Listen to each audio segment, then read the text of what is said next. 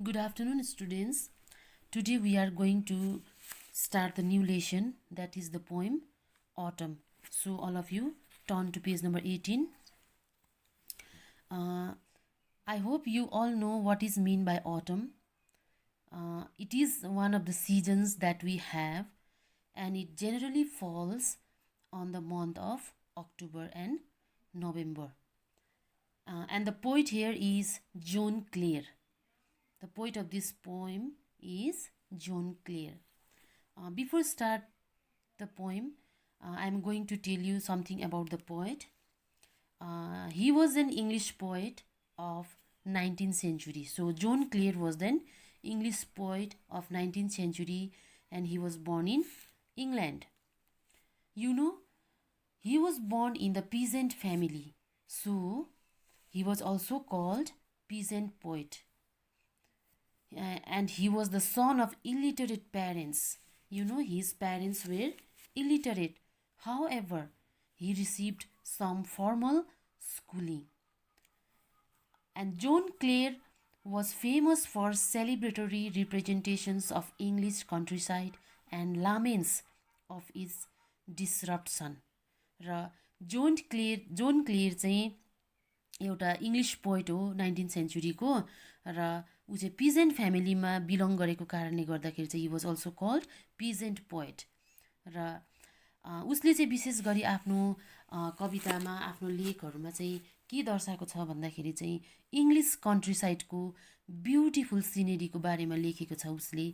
अनि country side भनेको चाहिँ इङ्ल्यान्डको बस्ती एरिया, रुरल एरियाको डिस्क्रिप्सन दिएको छ उसले आफ्नो पोइमहरूमा, त्यो दर्शाएको छ। अनि त्यो सुन्दरताहरू दर्शाएको छ उसले रुरल एरियाको। अनि त्यो रुरल एरियाहरू चाहिँ दिनदिनै पतन भएको देख्दाखेरि चाहिँ उसलाई दुःख लाग्छ। पतन भएर मान्छेको सिभिलाइजेसन सँगसँगै त्यो रुरल एरियाको पतन भएको देख्दाखेरि चाहिँ उसलाई दुःख लाग्छ। अनि उसले दुःख पनि पोखाएर लेखेको छ कतिवटा पोइमहरूमा, लामेन्ट पनि गरेको छ उसले आफ्नो पोइम अनि लेखहरूमा। अनि यो पोइममा पनि कविले, पोइटले चाहिँ, जोन क्लेयरले चाहिँ he vividly describes the beautiful scene of autumn in English countryside. र यो पोइममा पनि पोइटले चाहिँ इङ्ग्लिसको कन्ट्री साइड भनेको चाहिँ रुरल एरिया, बस्ती एरिया, इङ्ल्यान्डको बस्ती एरियाको बारेमा चाहिँ एउटा दृश्य उसले भिभिडली चाहिँ उसले यहाँनिर प्रेजेन्ट गरेको छ। अटम सिजनमा चाहिँ, शरद ऋतुमा चाहिँ, अटम सिजन भनेपछि शरद ऋतु हो, र शरद ऋतुमा चाहिँ र इङ्ल्यान्डको कन्ट्री साइडको दृश्यहरू चाहिँ उसले एकदम क्लियरली प्रेजेन्ट गरिदिएको छ यहाँनिर। र हामी पोइम स्टार्ट गर्न जाँदैछौँ यहाँनिर। र इङ्ल्यान्डको कन्ट्री साइड अटम सिजन चाहिँ हाम्रो अटम सिजनभन्दा अलिकति डिफ्रेन्ट हुन्छ, किनभनेदेखि इङ्ल्यान्ड अलिकति कोल्डर रिजन हो, चिसो जग्गा हो, अलिकति नर्दर्न हेमिस्फियरमै पर्छ हाम्रोभन्दा। त्यस कारण चाहिँ उहाँको जुन चाहिँ अटम सिजन चाहिँ हाम्रो इन्डियाको अटम सिजनभन्दा चाहिँ अलिकति डिफ्रेन्ट हुन्छ। किन भन्दाखेरि हाम्रो इन्डियामा चाहिँ अटम सिजन चाहिँ एकदमै रमाइलो हुन्छ, एकदम फेभरेबल इन्भाइरोमेन्ट हुन्छ त्यति बेला, फेभरेबल वेदरहरू हुन्छ त्यति बेला। अनि हामी एकदमै अब प्लिजेन्ट एटमोस्फियर हुन्छ त्यति बेला। तर इङ्ल्यान्ड चाहिँ अलिकति अब नर्दर्न हेमिस्फियरमा परेको कारणले गर्दा, नर्थमा परेको कारणले गर्दाखेरि चाहिँ त्यहाँनिर चाहिँ इन्डियाको भन्दाखेरि अलिकति चिसो जग्गा भएको कारणले गर्दाखेरि चाहिँ अटम सिजनदेखि नै अलिअलि अब विन्टरको आगमन भएको यहाँनिर बताउनु भएको छ पोइटले। र हामी स्टार्ट गर्दैछौँ। हेर, फर्स्ट स्टान्जामा यहाँ भन्नुहुँदैछ पोइटले, I love the fitful gust that shakes the casement all day and from the mossy elm tree takes the faded leaves away twirling them by the window pane with 1000 others down the lane. र यहाँनिर चाहिँ पोइटले अब describe गर्नुहुँदैछ autumn सिजनको English country साइडमा चाहिँ, rural एरियामा चाहिँ अटम सिजनमा चाहिँ कस्तो दृश्यहरू देखिन्छ त्यो डिस्क्राइब गर्नुहुँदैछ। र पोइटले डिस्क्राइब गर्दाखेरि चाहिँ दिनभरि हावा चल्छ अरे, यस्तो खालको फिटफुल गस्ट भनेको चाहिँ स्ट्रङ विन्ड, र हुरी बतास चल्छ अरे, हुरी चल्छ अरे, स्ट्रङ विन्ड चल्छ अरे दिनभरि।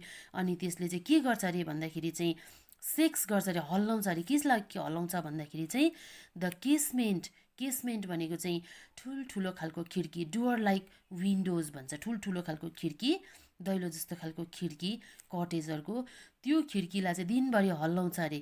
त्यो स्ट्रङ विन्डले चाहिँ। अब यहाँनिर चाहिँ अलिकति लेट अटमको बारेमा चाहिँ पोइटले यहाँ डिस्क्राइब गर्नुहुँदैछ। लेट अटम भनेपछि नोभेम्बर महिनाको अन्ततिरको डिस्क्रिप्सन चाहिँ पोइटले यहाँनिर दिनुहुँदैछ। र त्यति बेला चाहिँ अब उहाँको दृश्य चाहिँ यस्तो खालके हुन्छ इङ्ग्लिस कन्ट्री साइडको।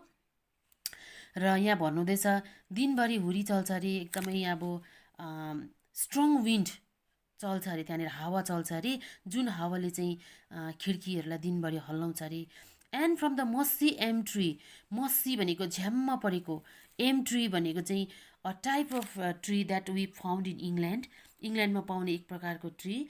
र त्यो ट्री चाहिँ झ्याम्म परेको रुख हुन्छ अरे, मस्सी भनेको झ्याम्म परेको हुन्छ। अनि त्यो रुखको पत्ताहरू चाहिँ सबै झारिदिन्छ अरे। फेडेड लिभ्सहरू चाहिँ, फेडेड भनेको चाहिँ अब ओइलिएर झर्नु आँटेको पत्ताहरू, त्यो पत्ताहरू चाहिँ सबै त्यो हावाले झारिदिन्छ अरे। अनि त्यसलाई उडाउँदै उडाउँदै, ट्रिलिङ भनेको चाहिँ त्यसलाई उडाउँदै उडाउँदै उडाउँदै लान्छ अरे। कोही विन्डो प्यानतिर ल्याउँछ अरे, विन्डोको जुन चाहिँ फ्रेम, प्यान भनेको चाहिँ विन्डोको त्यो खिड्कीको ग्लासहरू फ्रेमतिर ल्याउँछ अरे। अनि कोही चाहिँ लगेर कहाँ लाउँछ अरे, विन्डो के अरे, with 1000 others down the lane, lane भनेको चाहिँ मैदानतिर लान्छ अरे, मैदानतिर कोही कता चारैपट्टि छरिदिन्छ अरे त्यो एम ट्रीको फेडेड लिभ्सहरू। फेडेड भनेको चाहिँ ओइलिएर झर्नु आँटेको पत्ताहरू चाहिँ चारैतिर छरिदिन्छ अरे त्यो स्ट्रङ विन्डले। र सेकेन्ड स्टान्जामा भन्नुहुँदैछ पोइटले, I love to see the shaking twigs dance till the shut of eve. र ट्विग भनेको चाहिँ स्टेम, प्लान्टहरू चाहिँ हल्लाउँछ अरे, त्यो हावाले हल्लाउँछ अरे, सेक गर्छ अरे, हल्लाउँछ अरे। अनि it seems as if it is dancing, र यस्तो खालको देख्छ अरे। र त्यो प्लान्टहरूले चाहिँ के गरिरहेको देख्छ अरे, डान्स गरिरहेको जस्तो हावाले हल्लाउँछ अरे त्यो प्लान्टलाई। र हल्लाउँदाखेरि चाहिँ त्यो प्लान्ट चाहिँ दिनभरि डान्स गरिबस्छ अरे हावामा। अनि कहिलेसम्म डान्स गर्छ भन्दाखेरि टिल द सर्ट अफ एभ, एभ भनेको चाहिँ इभिनिङ भनेको यहाँनिर पोइटले। र इभिनिङ हुँदासम्म, बेलुका हुँदासम्म चाहिँ त्यो प्लान्टहरू चाहिँ डान्स गरिबस्छ अरे त्यो हावामा। त्यो दृश्यहरू पोइटले यहाँनिर देख्नुहुन्छ। The sparrow on the cottage rig whose chirps would make believe the spring was just now flirting by in the summer lap with the flower to lie. र त्यहाँदेखि यताउति हेर्नुहुन्छ पोइटले, हेर्दाखेरि चाहिँ भँगेराहरू कराइरहेको, चिप कराइरहेको सुन्नुहुन्छ पोइटले। र त्यो भँगेराहरू चाहिँ कहाँ बसिरहेको हुन्छ अरे भन्दाखेरि कटेज रिग, रिग भनेको छानामा, कटेजको रिग, कटेज भनेको अब इङ्ग्लिसको जुन चाहिँ त्यो कटेजहरू हुन्छ इङ्ग्लिस कन्ट्री साइडको, कटेज भनेको चाहिँ इङ्ग्लिस एरियामा, इङ्ल्यान्डमा चाहिँ जुन प्रकारको घर हुन्छ, ठुल्ठुलो बिल्डिङ होइन, तर कटेज हुन्छ च्यादरको छाना भएको, त्यो कटेजको छानामा आउँछ अरे भँगेरा। स्प्यारो भनेको भँगेरा आएर चाहिँ छानामा बसेर कराउँछ अरे। र त्यो भँगेरा कराएको सुन्दाखेरि चाहिँ पोइटलाई चाहिँ स्प्रिङको याद आउँदो रहेछ। फेरि यहाँनिर स्प्रिङ भनेको चाहिँ बसन्त ऋतु। र स्प्रिङमा जसरी अब भँगेराहरू चाहिँ विशेष गरी स्प्रिङ सिजनमा आउँछ, र त्यसरी नै पोइटले चाहिँ भँगेराहरू कराएको सुन्दाखेरि चाहिँ स्प्रिङ सिजन चाहिँ भर्खरै मात्र चाहिँ आफ्नो कलाहरू देखाएर, आफ्नो प्रदर्शन गरेर चाहिँ भर्खरै मात्र सकेर चाहिँ, आफ्नो प्रदर्शन सकेर चाहिँ